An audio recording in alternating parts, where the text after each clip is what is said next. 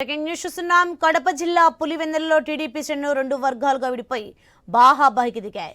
BTech Ravi, Ram Gopal Reddy వర్గీయుల మధ్య ఘర్షణ జరిగింది. నియోజకవర్గ టీడీపీ విస్తృత సమావేశానికి వేదికపై కూర్చునేందుకు ఎమ్మెల్సీ రామ్ గోపాల్ రెడ్డి వెళ్లారు. అయితే రామ్ గోపాల్ రెడ్డి వేదికపై ఉండకూడదంటూ బిటెక్ రవి వర్గీయులు నినాదాలు చేశారు. ఇన్ఛార్జ్ మంత్రి సవిత సమక్షంలోనే ఘర్షణ జరిగింది.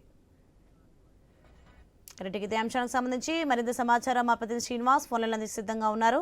శ్రీనివాస్, ఏదైతే 10 నెలల కాలంలో కూడా మొదటి నుంచి టీడీపీ అధిష్టానం కూడా ఏదైతే జరగకూడదని భావిస్తూ వస్తుందో లోకల్ గా పులివెందుల ప్రాంతంలో అదే జరిగిందని చెప్పి భావించవచ్చు. ఇప్పటిదాకా పులివెందుల్లో టీడీపీలో ఇటు మాజీ MLC BTech Ravi, MLC Ram Gopal Reddy వర్గీయులు కూడా ప్రస్తుతం ఆధిపత్యం కొనసాగించడంలో ఈ 10 నెలల కాలంలో పార్టీని రోడ్డు మీద వేశారనేది ప్రస్తుతం టీడీపీ అధిష్టానం కూడా సీరియస్ అయింది. పలుమార్లు కూడా హెచ్చరించినప్పటికీ కూడా ఇరువురు నేతల్లో కూడా ఎటువంటి మార్పు రాకపోవడంతో పాటు ఏదైతే అనుచర గరం కూడా పెద్ద ఎత్తున రోడ్ల మీదకి బహాబాహి దిగిన ఘటనలు కూడా గతంలో పునరావృతమయ్యాయి. ప్రస్తుతం ఏదైతే పులివెందుల టీడీపీ కార్యకర్తల సమీక్ష సమావేశంలో ఇన్ఛార్జ్ మినిస్టర్ గా ప్రస్తుతం సవిత కార్యకర్తల సమావేశంలో ప్రస్తుతం ప్రారంభమైన 15 నిమిషాలకి కూడా ప్రస్తుతం ఏదైతే తారాస్థాయికి చేరిందని చెప్పవచ్చు. ఆమె ఇన్ఛార్జ్ మినిస్టర్ సాక్షిగా ప్రస్తుతం ఏదైతే బీటెక్ రవి, రామ్ గోపాల్ రెడ్డి వర్గీయులు కూడా తోపులాడుకుంటూ ఒకరిపై ఒకరు ఘర్షణకు దిగిన ఘటన ప్రస్తుతం పులివెందులో హాట్ టాపిక్ గా మారిందని చెప్పవచ్చు.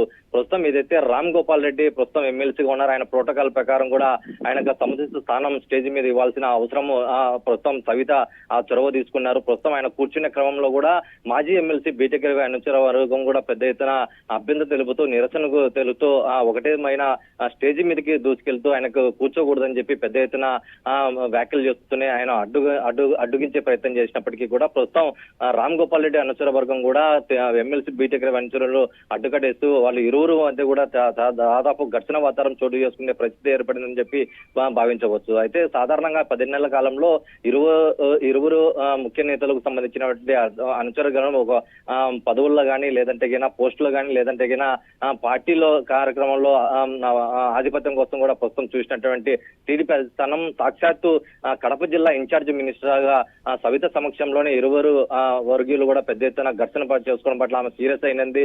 ఆమె సాక్షాత్తు మైక్ తీసుకొని కూడా ఇరువురు అనుచర వర్గం కూడా శాంతింపజేసే ప్రయత్నం చేసినప్పటికీ కూడా ఇరువురు అనుచర వర్గీయులు కూడా ఏమాత్రం మాట వినోపగా ఒకరిపై ఒకరు దూసుకెళ్తూనే ఘర్షణ వాతావరణం చోటు చేసుకుంది. ప్రస్తుతం పులివెందుల ప్రాంతంలో టీడీపీ ఎంతవరకు నెట్టుకొస్తుందని చెప్పి మొదటి నుంచి కూడా టీడీపీ అధిష్టానం సీరియస్ అవుతూ పలుమార్లు ఎత్తినచ్చినప్పటికీ కూడా అధిష్టానం మాటలు కూడా పెడజెవిన పెట్టడం లేదు. సాక్షాత్తు చంద్రబాబు నాయుడు కూడా ఇటు మాజీ ఎమ్మెల్సీ బీటెక్ రవి కానీ ఎమ్మెల్సీ రామ్ గోపాల్ రెడ్డి వర్గీయులు ఇద్దరిని కూడా పిలిపించుకొని పలుమార్లు హెచ్చరించినప్పటికీ కూడా ఇరువురు నేతల్లో ఆధిపత్య పోరులో భాగంగా ప్రస్తుతం ఓవైపు ముఖ్యమంత్రి మాటలు మరోవైపు టీడీపీ అధిష్టానం మాటలు కూడా పెడచెవిన పెట్టకపోవడంతోనే అనుచర వర్గం కూడా తీవ్రంగా ఈ ఘర్షణలకు దిగుతున్నారని చెప్పి భావించవచ్చు. ప్రస్తుతం ఏదైతే పులివెందుల ప్రాంతంలో ఈ ఇరు వర్గీయులను ప్రస్తుతం శాంతింపజేసే ప్రయత్నంలో సవిత ఇన్ఛార్జ్ మినిస్టర్ సవిత కూడా ఆ క్రమంలో కూడా ముమ్మర ప్రయత్నం చేసిన ప్రస్తుతం పోలీసులు రంగ ప్రవేశంతో ఇరువురు అనుచర వర్గానికి కూడా ప్రస్తుతం శాంతింపజేసి ఇరువురు కూడా రూమ్ లో కొంచెం